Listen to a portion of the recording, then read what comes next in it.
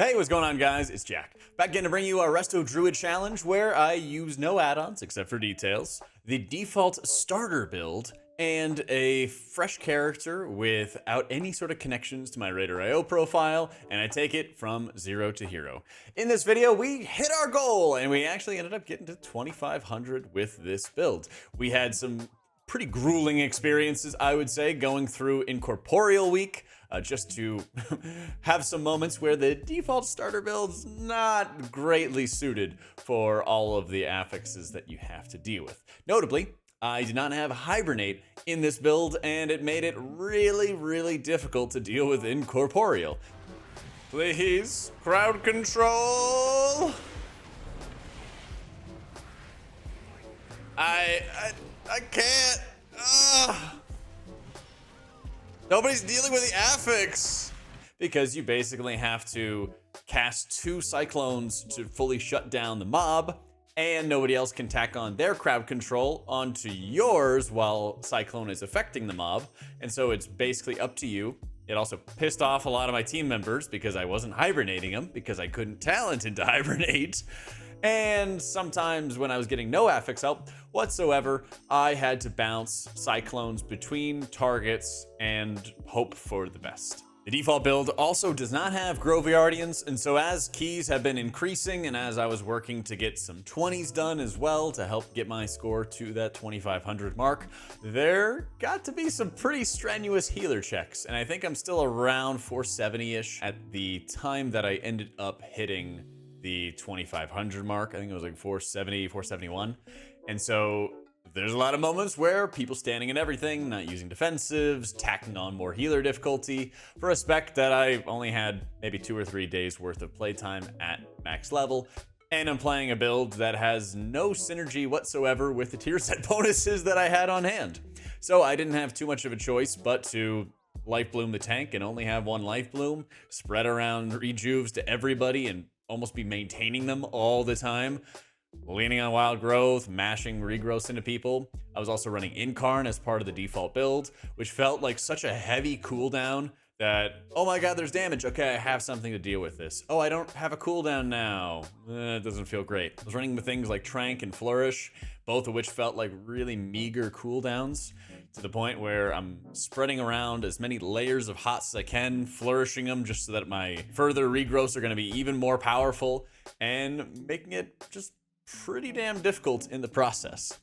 But we did get over that hump, and we did hit that goal, and thankfully the run that we completed it on wasn't too incredibly strenuous, just a couple of deaths in a Murazan's Rise. So what I really want to focus on for this video is the experience I had after hitting 2,500. This was a 19 tyrannical Atal'Dazar that I walked into that I ended up leaving with over 50 deaths. We ended with 52 deaths, and this was the source of like ridiculous conflict with my group for whatever strange reason. Really, it got started when we were over halfway through the dungeon, and we were just not having any sort of interrupts whatsoever, and there were just a handful of people who were actually able to have interrupts.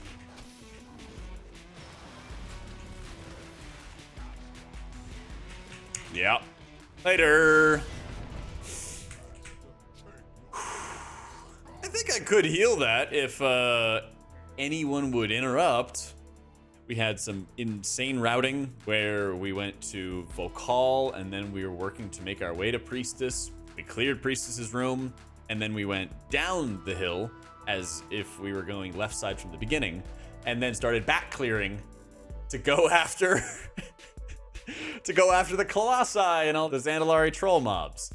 And we already were at a point where we were just low on kicks. So God bless this tank is, he's working to figure things out, and I know he was newer to it. But it also kind of stressed the point for me that when you are trying to find good routes or you're trying to figure out what you want to do in certain dungeons, the knowledge of, hey, these areas are super insanely kick heavy and these ones aren't, or you might see high-end players or something like that playing a certain level of dungeon or a certain route of dungeons, and it'll be optimal for them because they have the kicks and stops. But for pug groups, you could also just be taking things at a vastly different angle. And so it was actually good when we're doing a lot of like right side clearing to get our way through the instance and to be able to go to like Volcall first because there wasn't as many kicks required. But then when we started back clearing to deal with the Colossi, we just fell apart, not having any sort of kicks, and it really ended up costing us. I think this is where I started having a couple of talent adjustments. I think I flexed into like Cenarian Ward. I definitely did get Hibernate as well. At this point, I had not tried out Convoke, and I had just spec'd into Grove Guardians. And so there are a lot of moments too where I'm just like mashing the Grove Guardians, hoping that they're going to be able to carry me enough to get me through whatever hellish pulls that we had to deal with. And so before we even got to Priestess Alunza, we had just shy of 30 deaths on hand. The thing that made up the rest of the deaths, well, yeah, you guessed it, it was Yazma. And this was where all of the comments, all of the chaos really ensued, the back and forth between the gamers.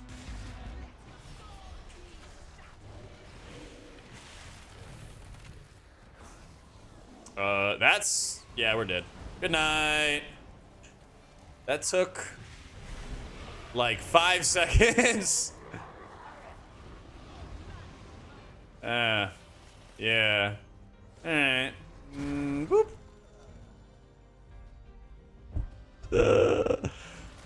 Oh, mama. But a fat and more damage than Boomy. Oh, yes. The flame. I'm actually taking care of a 2-month-old baby, so don't use me. Crying over WoW, so who's the real idiot? True. Man down.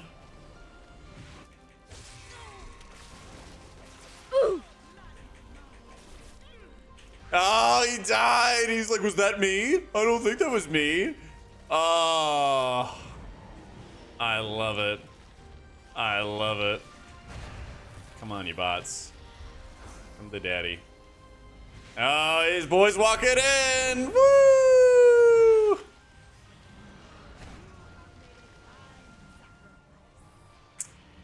Oh my god. Okay, time to watch the chat.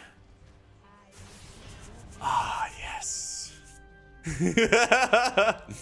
The range of the discussion between the DPS players went from kicks to overall damage to wearing PvP gear and getting hit by spiders. It was just an overall mess. Somehow, images colliding with the boss wasn't really the brunt of our issue. In fact, people did mostly a good job of working on killing off those ads. We just kind of constantly had people getting eaten by spiders and burning all the battle reses we possibly had just to be able to keep them alive. Tank kiting, of course, was always going to be a challenge. And those things I think you can mostly sort of deal with when you're in pugs. But when you have to couple it with where everybody is positioning, if they're stacking together, people being in a bad position to eat spiders, I was able to see firsthand how brutal it was to try to survive some of the damage of like the soul rends and the racking pain on hand, when I was kind of expecting to have a bit better of single target healing to deal with it, thanks to the Grove Guardians, but that quickly made me realize that I did not have nearly as much oomph as I could have used. So there are a number of lessons I learned for healing after the fact, especially when I was able to later on flex into double life bloom. That helped tremendously. But at this point in the video, I was only using like Cenarian Ward, life bloom, and then just mashing hots into the target in the hopes that I would be able to keep them alive. Adaptive Swarm was definitely something I'm still kind of struggling to use enough of. And so there were a number of additional factors as I was messing around with builds and trying to figure out what the best way to heal some of this incoming damage was. That has been lessons I'm carrying forward into the future. But certainly the ego of players and the dynamic of the pug environment is really, really a sight to see.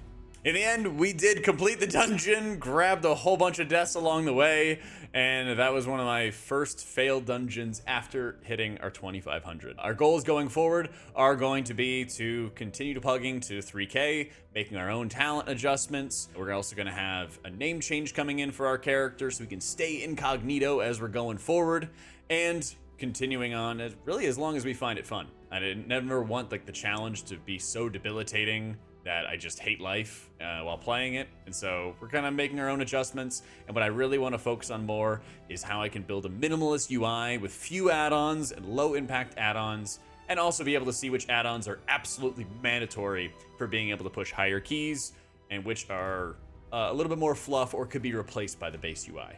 If you're enjoying these videos, make sure to give them a like and subscribe to the channel, as that helps out a ton. And big thank you to our patrons and channel members who make all the content possible. Thanks so much for watching, guys. Hope y'all enjoyed it. I'll catch y'all next time. Woo! Let's go, boys. Linking the overall damage. Gotta link the overall damage that he did. 7 mil more. Not even bottom damage, and you flaming me. You're mad toxic, but he linked the damage meters. Whew. 23 minutes in combat, yeah, new record. 2300 XP. I'd have 4 interrupts. Okay, that's actually funny. Real shit, absolute goat, my dude.